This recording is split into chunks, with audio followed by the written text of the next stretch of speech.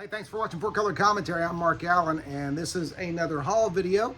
And I just wanted to very quickly go through some dollar find, quite a stack here, mostly dollar books that I have acquired recently, and trying to whittle down that stack of recent gets. This first one is actually a it's labeled an archival photography publication. Let me see who. Yep, published by Archival Photography. This is 1990. And one of my favorite artists, one of my favorite Golden Age artists working in this, and that is Basil Wolverton's Space Funnies. Now, what this is as it says, archival photography. These were photos of Space Hawk strips and such as that, taken and then reproduced in a slightly larger format. And just beautiful, beautiful work by Wolverton. Now, I was a fan of Wolverton's Golden Age sci-fi work. Not so much a fan of his gag magazine work and that kind of thing. Was it Mad or was it Plop? I wasn't that much of a fan of his Plop work, but really loved his his Space Hawk stories and other sci-fi stories as well. Picked that up for $1, as well as these next few. $1 at a I think it's a flea market called Next Generations in Tulsa, Oklahoma. So anyway, there's that. Now this next is a run of Iron Man. This is Iron Man Volume 2. So after, well, no, I guess it'd be Volume 3. After the Heroes Reborn and Heroes Return fiasco. I don't know. I guess some people like those. Although I will say I liked Whilce Portacio's take on the Iron Man armor. I did like the how the steam pipes and everything coming out slightly steampunkish there. I liked that. But this was Volume 3 by Quesada and Chen. This is issues 26 through 31, and I'll just kind of very quickly explain the scenario as I go through it. But basically, Iron Man's armor became sentient. It became aware, self-aware, and decided that it and Tony were meant to be together. Became very possessive to the point of the scorned lover type, or the sadistic, psychotic scorned lover situation, where if I can't have you, no one can have you, and how dare you wear another suit of armor and all of that. So anyway, great stuff there. Very, very cool to read, very chilling, and just a great chapter in the Iron Man history. Also dollar finds from the flea market. This copy of Tom and Jerry, a Dell copy of Tom and Jerry from 1958. So Golden Age for $1, can't beat it. Okay, always love that. Love to, even if it's a book that I'm not, I don't normally read. I mean, I'll read it. Tom and Jerry. I always loved the TV show, loved the cartoons, but I always loved the ads in the Golden Age and Silver Age books as well. So, some good stuff there. Also, another Golden Age book for $1, published in another Dell, published in 1954. And this is Tarzan. Let's see which issue this is. Tarzan Volume 1, number 59, August 1954. So very cool. Again, if you can pick up silver and especially Golden Age issues for $1, it's just kind of silly not to do that. Did get this reprint, this Captain Victory reprint that I had never seen before. I say reprint. I don't know that it's a reprint. It may be new material. I took it to be a reprint because it was in black and white, and it was published in July of 2000. But who knows? It may not be. I've never read the original Captain Victories, even though I have the first few issues of them. But here's what it looks like on the front. Again, the 2000 issue. Here's the double cover there. Forgive the background noise. That's the family watching Olympics and such as that. But so anyway, I thought that was worth $1. Worth having for $1, and picked that up. Lastly, from the flea market, got another copy of and first appearance of Azrael and Batman, Sword of Azrael #1. Again, a nice issue for a buck, a very significant first appearance of a significant character. So in the Batman mythos. So it's only a matter of time before this character, yes, I'm speculating a bit. Also love the early Quesada art, love the story. But here's the thing, I'm speculating a bit for sure that sooner or later there's going to be, Azrael is going to show up in a Batman movie. And it's just a matter of time. So anyway, so there's that. Okay, these next ones are all dollar books I got several weeks ago, or a couple of weeks ago at Shadow Mountain Comics in Tulsa. A reprint series from 1974, but reprinting a classic Stan Lee, Jack Kirby Marvel story. This is Marvel Spectacular number 9, reprinting Thor number 138. So very, still nice gloss on that, and just kind of a cool.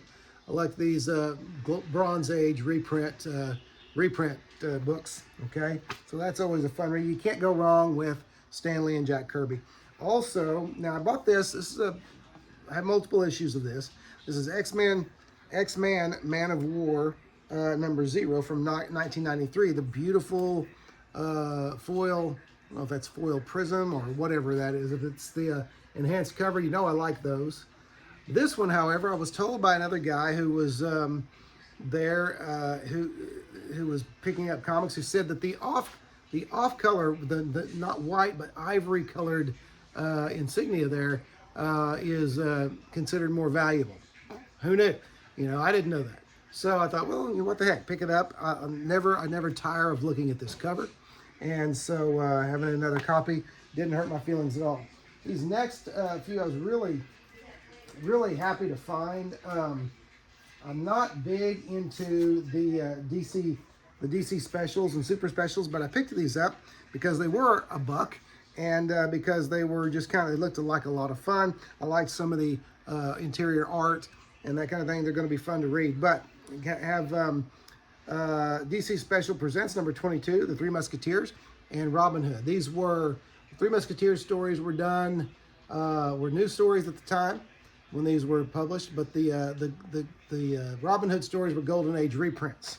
To give you an idea of date, I guess 1976. Okay, so that's the issue number 22. DC Special number 23. Okay, so it's Three Musketeers and Robin Hood, and so very cool cover, exciting looking cover. Primary colors, gotta love it. Number 24.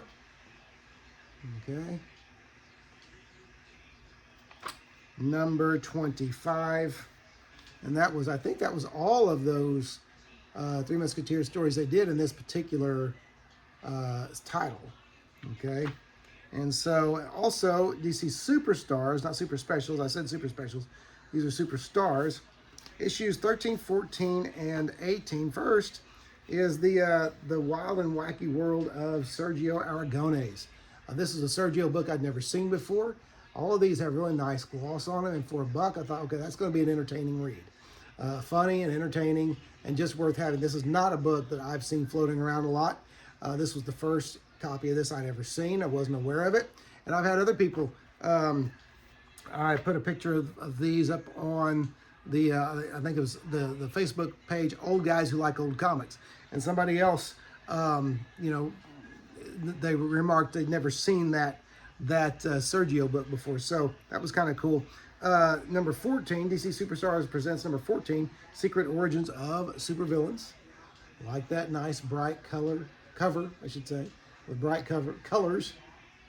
Okay, and then number 18, Dead Man and the Phantom Stranger. Okay, so very cool stuff there. Great dollar books. You can't sneeze at dollar books of that quality in that era. Next, dollar book wise, let's go with the old stuff, the older stuff. Let's see. We got Weird Adventure Comics, which I don't know how long it was turned into Weird Adventure, because it was just Adventure Comics for most of its run. But this is number 435. This is a Jim Aparo Spectre story inside there. And but yeah, it says weird. Just notice this. It says Weird Adventure Comics. Someone out there, let me know how long they did that. It couldn't have been very long, but I wasn't even aware that they had done that. Okay, and so and then these were mostly Golden Age, I believe, Classics Illustrated. I just picked them up because these painted covers at $1. Just again, just really cool stuff. Classics Illustrated number, let's see, number 119, Soldiers of Fortune. Okay, number 118, Rob Roy. And very clean, bright, vibrant covers. Number 97, King Solomon's Mines. As the big bull elephant bears down on well, it looks like a pretty hopeless situation. You're gonna raise up the butt of your rifle to the elephant. I think that's a losing battle. Okay, and then lastly, number 26. This one was a no-brainer for $1, but this is Mary Shelley's Frankenstein. Okay, love the cover on this one. This one to me was worth it just for the cover alone, and so great stuff there because I do love the old Universal monsters. And so anyway, okay, 3 more here, and these I was really glad to find. This was again just another early 1980 Fantastic Four issue, early John Byrne stuff here, number 217. I've got that, but this was such a nice clean copy, and I thought, well, I can add that to my collection. Always, you know, never can hurt having extra copies of those. And then this was this next one is the first appearance of a very offbeat character. The popularity of this character seems to ebb and flow as people discover it. Back issues have gone for quite a bit in the past, but this time it just, well, like I say, it ebbs and flows. I've seen times when you couldn't get a copy of this book for less than $20 online, and right now it's very, you know, it's very affordable, very reachable. Should be an affordable first, I guess. But anyway, this is The Coffin number 1 by Phil Hester and Mike Huddleston. This is a great, I've talked about the trade paperback before. I think I've done a bookshelf bounty on this. Just a really cool story about how a scientist learns how to capture the human soul in this suit of armor, or this robotic form, or whatever you want to call it. Very cool cover. Very cool story. It is black and white inside, but this is one of these properties that to me begs a movie. I would love to see a movie done on this, or even a good animated feature, a well done animated feature. This sometime though has got to hit either the big or small screen because it's just so amazing. Okay. Lastly, been looking for this book for a long time. I've been trying to put this series together for a long time, especially with the early Adam Hughes art. Let me get a date on this for you. December 1988 by Comico Comics. This is, I finally found it, The Maze Agency number 1, and it is in very nice condition. And so that's, can't wait to, again, I think I'm just 1 or 2 issues away from having all of the Barr and Hughes issues. So I can't wait to get the last 1 or 2 that I need to read that whole story. And this one does have also a very cool back cover, I believe also illustrated by Hughes. So neat stuff there. So anyway, there's a big old stack of dollar books for you. Another haul video, and very soon, hopefully, I will have another retrospective, Atlas Seaboard retrospective for you anyway. But anyway, that's it for this time. Appreciate you watching 4Color Commentary. Once again, experiencing subscriber numbers going up, getting ever closer to that 1,000 subscriber mark. And so just appreciate it very much. But anyway, that's it for now. Thanks for watching 4Color Commentary, and we'll see you next video.